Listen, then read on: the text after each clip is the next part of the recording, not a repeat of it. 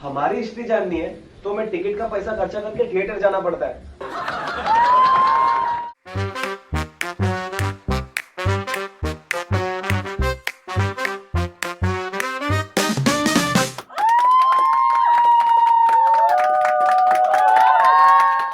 कल मेरे कॉलोनी का एक बच्चा एग्जाम देके आ रहा था।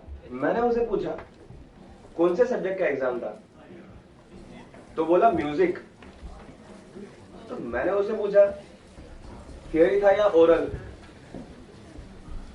तो बोलता है अबे वो अनपढ़, म्यूजिक में थियरी नहीं होती। तब मुझे समझा चला 90s वाले बच्चों के साथ तो बचपन से स्कैम होते आ रहा है। हमें आदिल शाह, निजाम शाह और औरंगजेब की जेब में क्या है इसकी हिस्ट्री पता है, पर अगर अब हमें हमारी हिस्ट्री जाननी है तो हमें टिकट का पैसा खर्चा करके थिएटर जाना पड़ता है।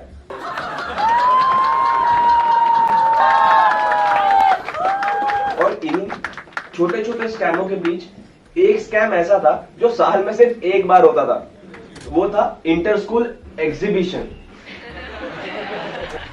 मुझे पता है यहाँ ज्वालामुखी वाली बकचोदी तो बहुत लोगों ने की होगी, मैंने भी की थी।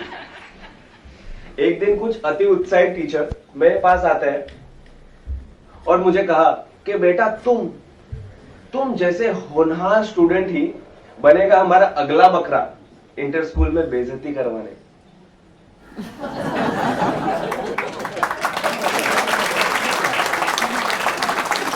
यार जो बच्चा अपना नाक का गूगल निकाल के दीवार पे चिपका रहा है उसे तुम गूगल सर्च करके प्रोजेक्ट बनाने दे रहे हो।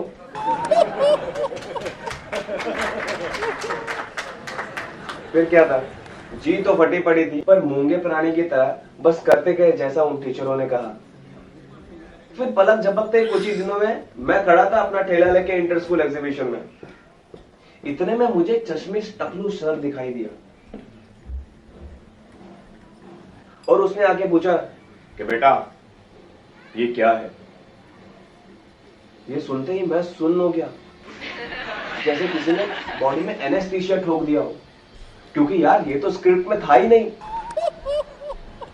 इतने में फिर आवाज आती है कि बेटा ये क्या है पर कैसे बनता है।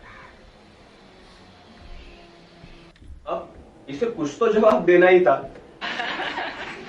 तो मैंने कहा सर जब सूरजमुखी सूर्य की धधकती हुई किरणों से जलता है तब ये ज्वालामुखी बनता है।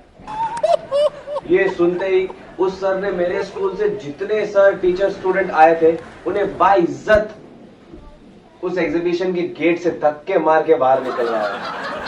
और ये आज तक का मेरा सबसे बड़ा अचीवमेंट था।